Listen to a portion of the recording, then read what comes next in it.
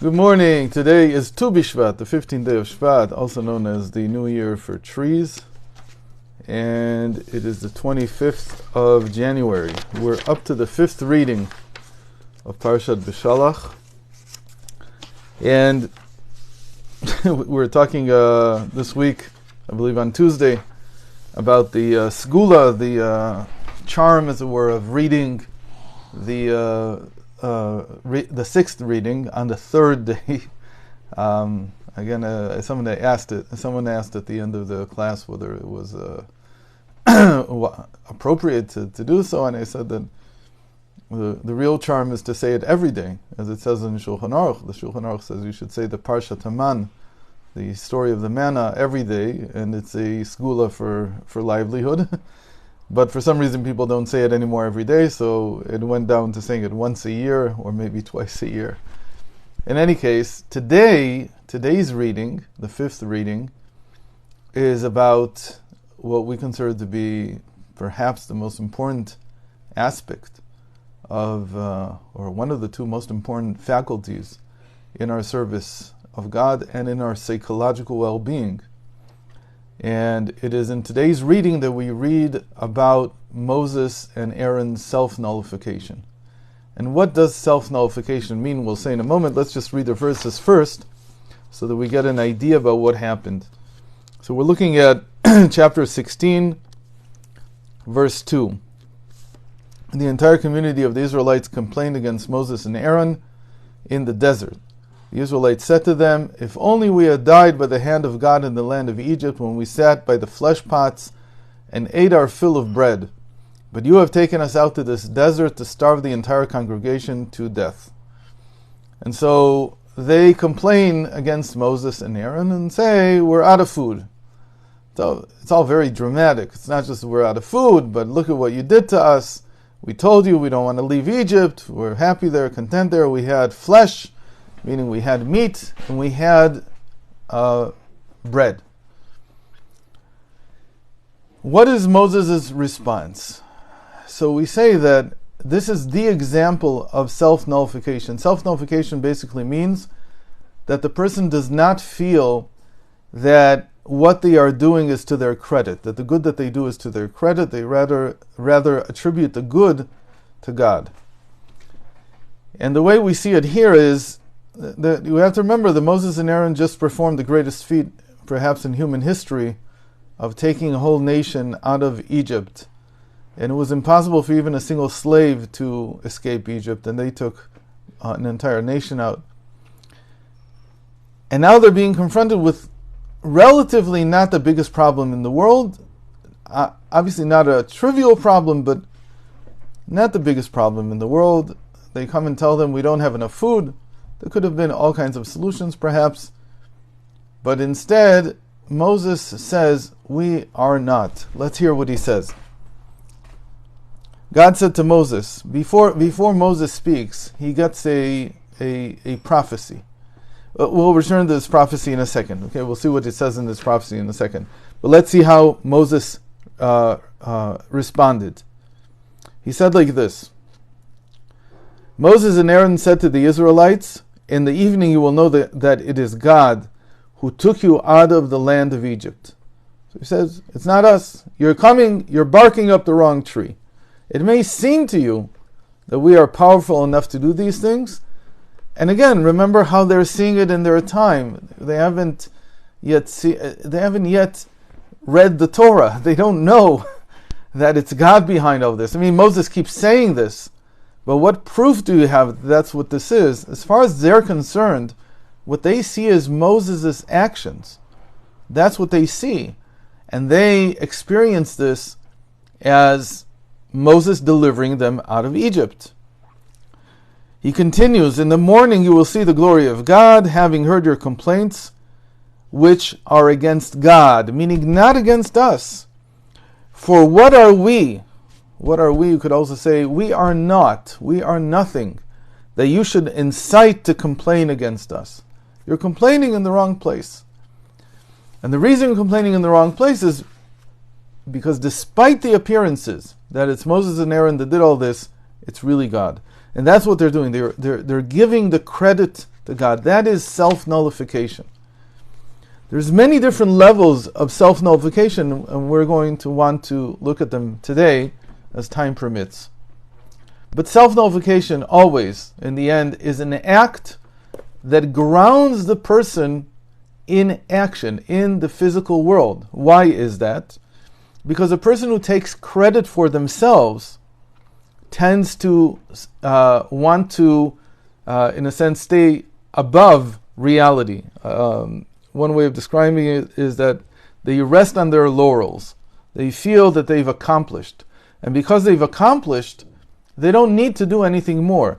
But the person who doesn't feel that he has anything to his name always wants to do more.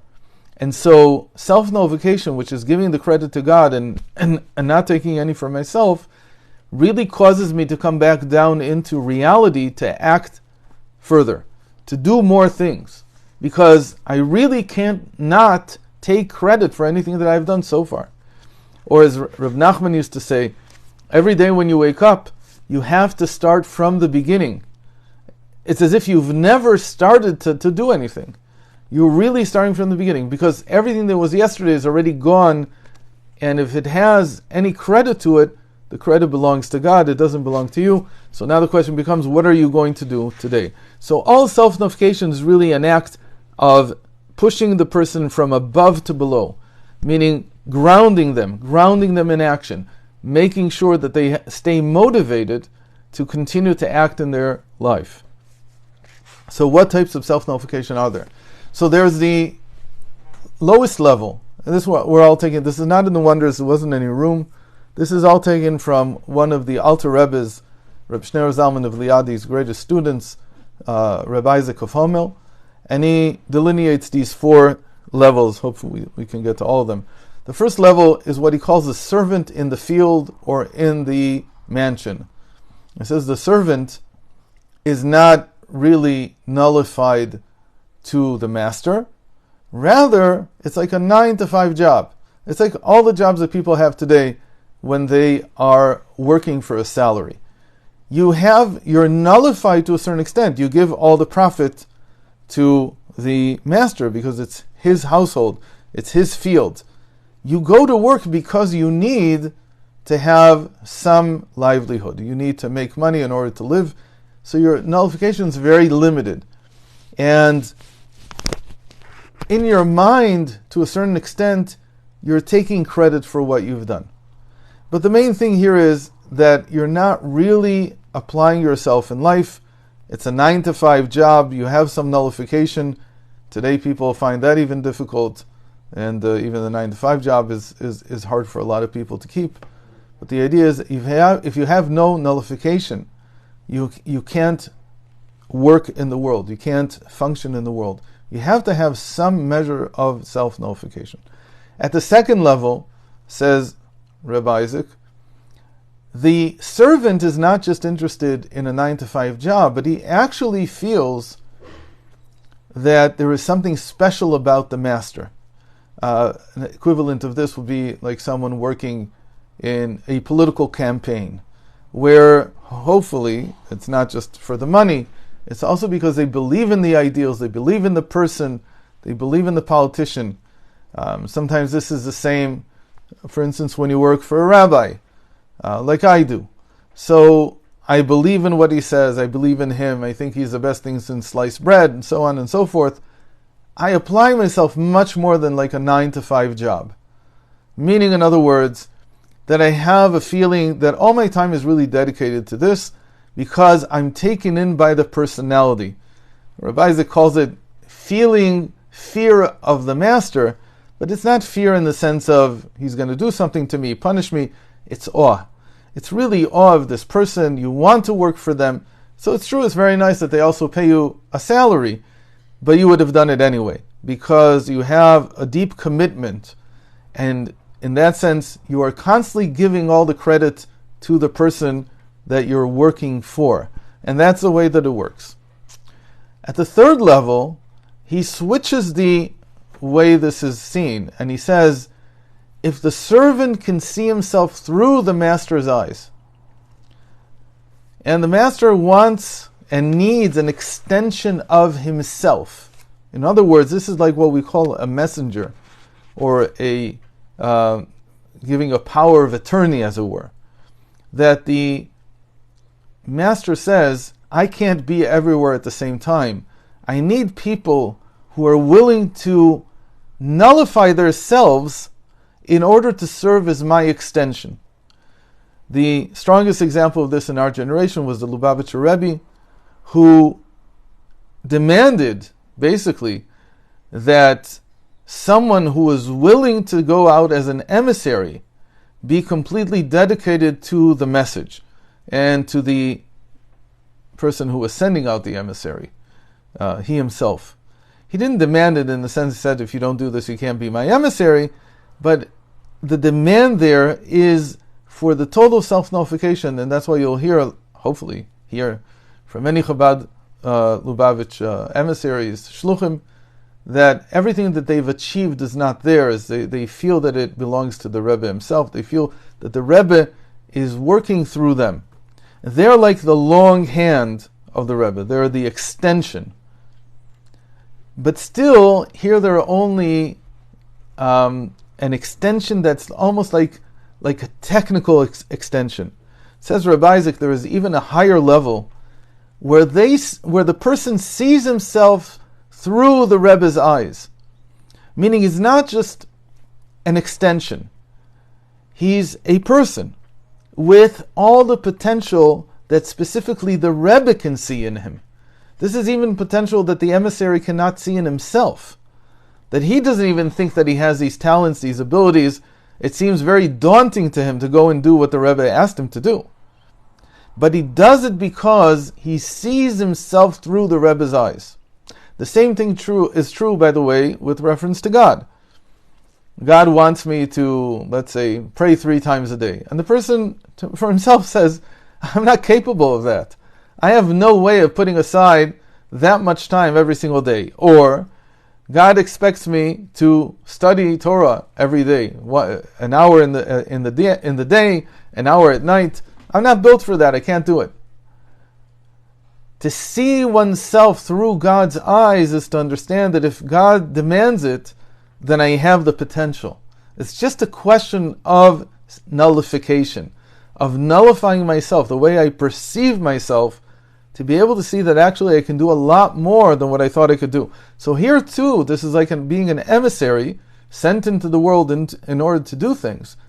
But in this case, I see myself, there is a self, and this self has much more potential than what I can ascertain when I look at myself, to see that this self can grow and become great and be able to fulfill all those things that the one who was sending me out into the world, that my Beshalach, as it would say in Hebrew, the one who is the call it the source of my power, the way he sees me and the way he sees my potential, and then to work with that. That's the highest level of nullification that a person can have.